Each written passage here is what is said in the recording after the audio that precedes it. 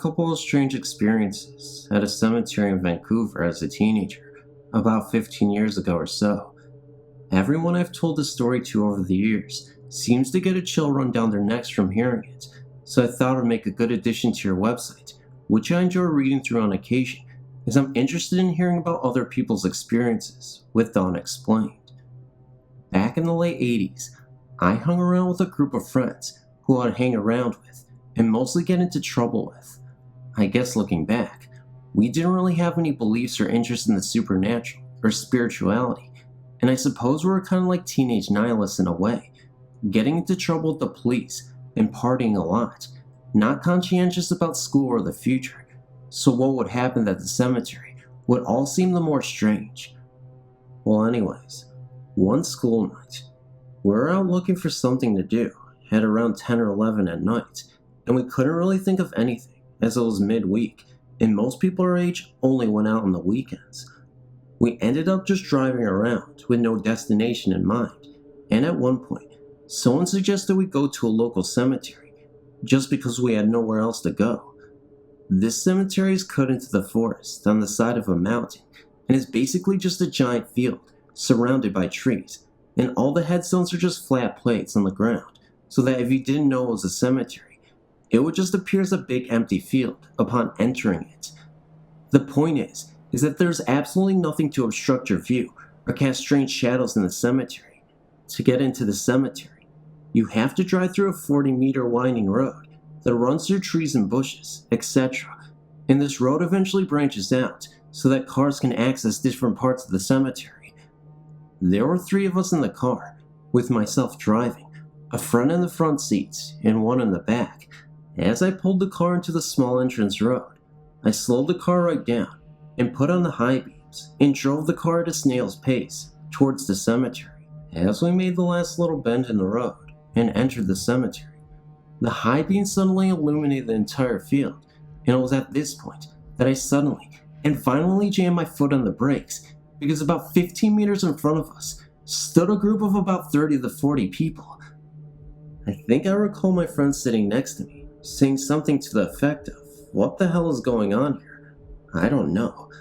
I answered maybe some kind of midnight burial or something, and then cracking some joke that maybe they were druids. I remember my friend, in the back seat, suggesting that we back the car the way we came in, so as not to disturb whatever was going on, which I declined doing, saying it would be a better idea to make the first turn and come around, as it's a narrow road. At this time, probably about 20 to 30 seconds might have passed, and I took my foot off the brake, and we proceeded forward. After the car had moved forward, maybe 15 feet, and I was staring intently at the group of the people the whole time, there strangely now seemed to be less of them, which confused me. Although I remember slight movement within the group, they didn't seem to be bothered by the headlights, and I don't recall any of them looking directly at us. Well, by the time the car had reached about half the distance to where they were standing, and this is the odd part, there was no one left standing there, just an empty field, and it was at this point, when I hit the brakes again, I can remember the intense feeling of my scalp feeling like it was covered in goosebumps and shrinking, because it was only at this point that it clicked into my mind that something ghostly and unnatural had occurred. I drove the car up to a spot alongside where the group was standing, and rolled down the window to have a closer look, but there was no explanation for what we had seen. At this point, someone suggested that we get the heck out of there, and we did, quickly. I can think of no possible explanation for what happened, and even went up there a couple weeks later with the same car, but a different friend, to see if maybe we could duplicate the feat and try to come up with some explanation, but we were unsuccessful. Strange thing was, that all 3 of us saw the same thing from different vantage points, and there was nothing that the headlights could have refracted off to cause an illusion against the windshield. And anyways, the groups were clearly standing at a distance of 50 or so meters in 3-dimensional space, so there's no way it could have been a reflection. When I tried to duplicate the experience in the same car, nothing happened. I suppose it was this experience that has caused me to have a belief in a greater reality than we see in our everyday lives. Something else happened at that cemetery months later, not quite as strange, but strange nonetheless. but this email has turned out longer than I intended it to, so perhaps I'll submit it another time. I've had a family member who was buried at the cemetery since that time, and the experience has helped me to believe that perhaps some of them is still with us in some way.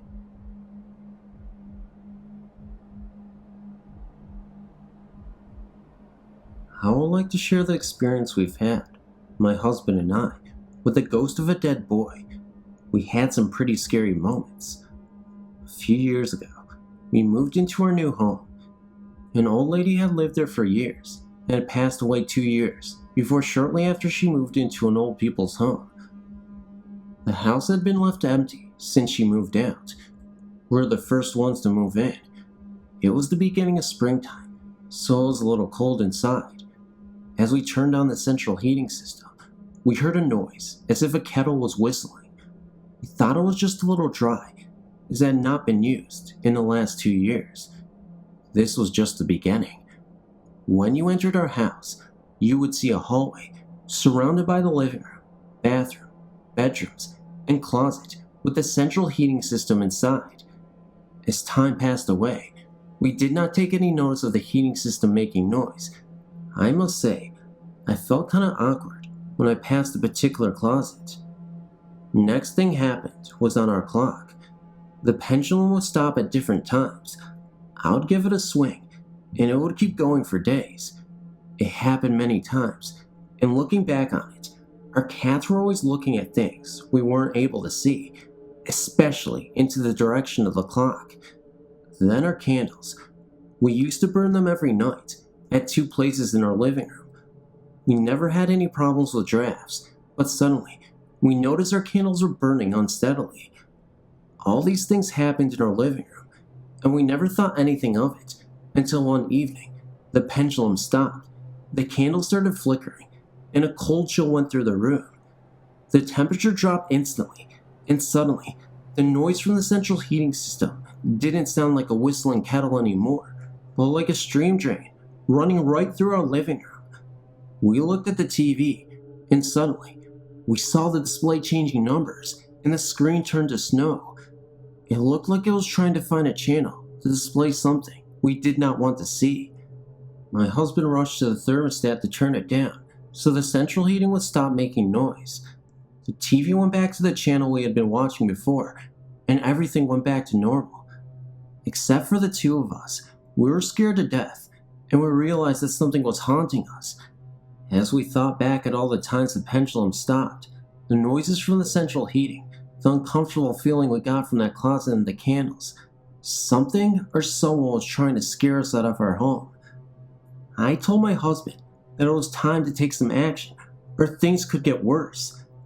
As we decided to go to bed, the central heating started whistling again, and as I passed the closet, I yelled at it, "Stop it, and shut up!" Believe it or not, it did stop. Relieved as I was, I rushed into the bedroom to find the halogen lamp flickering heavily, and the whistling started again. I decided to take a run through the hallway, back into the living room, to turn the thermostat off, so the noise would stop. My husband was too scared to get out of bed, and I'll tell you, I wasn't happy either, but I managed to do so, and I was glad to return to bed, hiding under the sheets. The next day, I decided to call a psychic called Jan, who's well known for leading ghosts into another dimension with the help of his guide, Layla. Through Layla, he was told that a young man in his early 20s had been living here before we moved in. He had died, jumping or falling off a bridge in Rotterdam. We were never told his name, so we could not do any research on this guy. Layla led him into the light, and all went quiet and peaceful. We moved out of the house a few years later, and we're glad we never encountered anything like this again.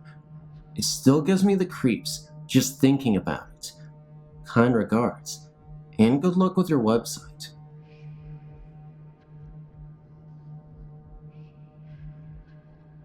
I'm not sure if you'll understand my English, since it's been a while since I studied it, so if you have any questions, let me know.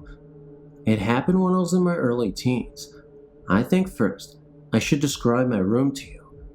It's the very smallest room in the whole apartment. The bed was placed facing the door, and the piano was on the left side of the door. That day, my sister was sleeping in the room on the floor. I don't know exactly what time this incident happened. All I know is that it was scary. So, I woke up in the middle of the night, opened my eyes to see a Grim Reaper with a scythe just standing there. His face was hidden under the hood, but the face under the hood was glaring with a very weird greenish light. My body was paralyzed. The only parts of my body I still had control over were my eyes. Suddenly, he started laughing, but it was a silent laugh.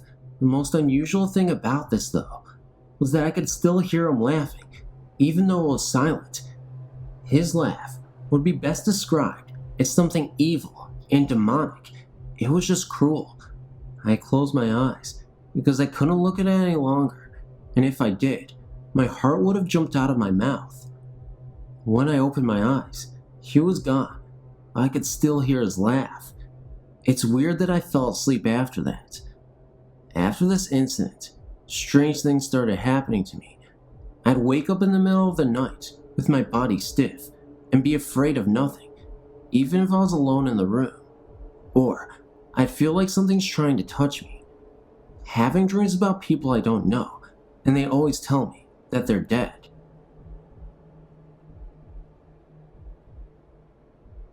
This happened some 7 years ago, in 1996. The office building where I worked then used to be a hotel.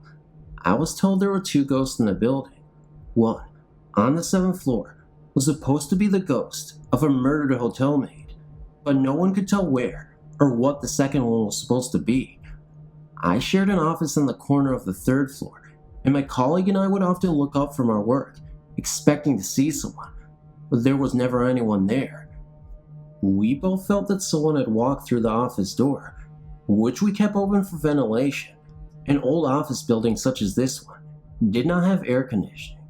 We talked about this and discovered that we each had this experience on several occasions. Sometimes we were alone, sometimes we were both in the office.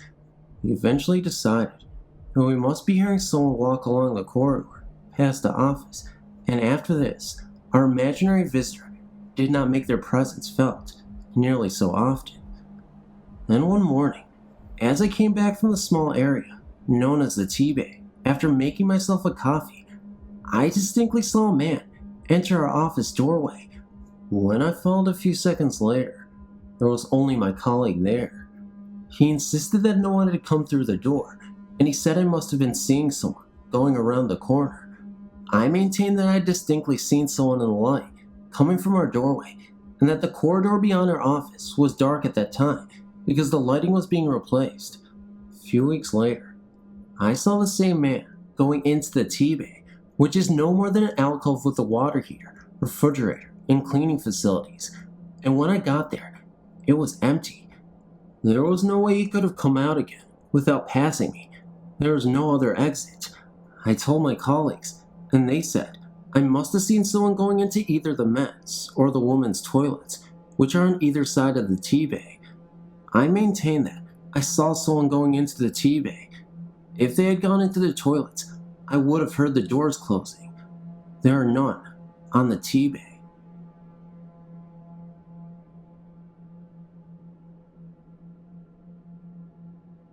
Hello there. I've never thought of myself as being sensitive to paranormal things, but I've had too many experiences that I cannot explain easily. I would like to take this time and share 2 memorable experiences with you. Mind you, most of my experiences were feelings of not being alone, hairs of my neck rising, feelings of being watched, getting overwhelmed with sadness, hatred, and anger suddenly. I'm going to start off with my brush with the Martin House, listed in the Haunted Places Index under Panama City, Florida, at the age of 8 years. In 1978, it was owned by the paper mill company that was located across the street from the house. The Martin House sat on a huge amount of land and was surrounded by trees with moss hanging from them. There was a waterway running past the right of the house, looking at the front porch. The paper mill would rent this house out to various groups for parties. At the time, My father was in the Air Force, and his maintenance group rented out the house several times. I kind of felt safe on the lower floor and around the house grounds. I always made sure that my sister, 7 years old, and I stayed with a group of people at all times. For the most part, kids were running all over the lower section of the house, and we had plenty of places to explore. We were told from the beginning not to go upstairs because it was not safe. A group of us, me included, decided to explore the upstairs area after we ate some food. I led the way up after the first 5 steps and stopped. I was looking at the top of the stairs and had the feeling of being watched by someone very bad. I let the boy behind me go first. We all started up the stairs and I stopped again, feeling very uneasy. Couldn't seem to catch my breath. I was pushed out of the way by the other kids who went up the stairs. I went back down a ways until I was in the light that was shining from below and waited there still uneasy. Then the kids started to scream and came running down the stairs with me in front and told their parents that a very scary man was staring at them. Our parents went up to look around and could not find anyone. We all got punished. Each time we went to find that house, I was always looking up at one set of windows overlooking the waterway. I felt like I was being watched by something. Last, the ankle grabber. I was 23 years old and visiting my sister in Marietta, Georgia. She lived in a 2-bedroom apartment. The 2 bedrooms were located on the left side of the hallway, with the bathroom right across the room. I would be staying in with my mom. This room had a faint, nasty odor that got stronger towards the closet. My first 2 nights there in the room, I felt uneasy, like I was being watched, and fell asleep watching the closet door. I had a restless sleep, and I always woke up looking at the closet door. The 3rd day, I helped my sister get some extra boxes put away in the closet. It smelled like rotting flesh. It was extremely cold and unpleasant being in there. My sister said that she had tried everything to get the smell out, but nothing worked. That night, my mom decided to sleep out in the living room. I fell asleep the same way, eyes on the closet. I suddenly woke up to the feeling of someone rubbing their thumb down the length of my right foot very hard. It then went into spasms. I looked around the bed, thinking it might have been my sister. Nothing, but that closet door was slightly opened, and it was not how I left it before I went to bed. I wasn't able to go to bed the rest of the night, and my daughter slept soundly. The next day was uneventful, except when my daughter was taking a nap. Strange sounds were coming from her baby monitor. I went down the hallway with a feeling of dread, and went into the room to look around. Nothing was out of place, and I even checked my daughter for marks. There were none, but I did take her out of the room to finish her nap in the living room. That night, I was hot and decided to sleep on top of the covers. Again, my mom slept in the living room. I placed my daughter's playpen in a safer part of the room. I slept in the middle of the bed, with my right hand on the middle of the pillow. I woke up in terror when my ankle was grabbed and I was jerked 6 inches off of my pillow. My right leg was hanging off the end of the bed and my left leg was bent. I got up, picked up my daughter, and went to sleep in the living room. In the morning, I asked my mom about any unusual experiences in that room. She said she didn't have anything funny happen to her. Just then, my sister let me know that her former roommate had complained of hearing footsteps in the room when no one else was in there. The room, by the way, was carpeted. Unusual sounds, bad smells, and being watched. I asked my sister to move out of her apartment. My daughter and I spent the rest of the visit sleeping in the living room. On the last day, I went into the room, threatened if it ever hurt my family members, I would be its worst nightmare when I died, and called it every dirty name in the book. I figured I'd take my chances and say it anyway, even if I sound ridiculous and yell at nothing. I would like to thank you for your time, and thank you most of all for allowing me to share my experiences with you. I know the paranormal can bring a lot of skepticism into this world, but I also know there are things you just can't explain. I believe in the paranormal. I believe in the things that go bump in the night, and I certainly won't dismiss something just because someone thinks it's something crazy that may not be existing. keep an open mind. Don't be so dismissive, because you never know when something may lurk on you, and you never know when you're being watched. I'm just an average YouTuber with an average YouTube channel. I work from YouTube to YouTube. Hey, I pay the subscriptions. All I want to be is left alone in my average channel. But why do I always feel like someone's subscribing to me? I always feel like someone's liking, sharing, and subscribing. Tell me if it's just a dream. Oh yeah, I always feel like somebody's liking, sharing, and subscribing to my channel. Tell me if it's just a dream. So, I walk into the house at night, and I find little subscribers at night. They always want to hug me and kiss me goodnight. I don't know where I'm going with this, guys. Anyway, guys, thank you so much again for tuning into this fantastic YouTube narration of Phantom of Darkness. I'm only saying it's fantastic because I feel like saying fantastic. It's not really fantastic, at least not in my eyes. In fact, I feel like I could do a little better with this video. Anyway, guys, it doesn't matter. I'm going to sign out here. Love you guys. Good night, good morning, and I'll see you in the next video.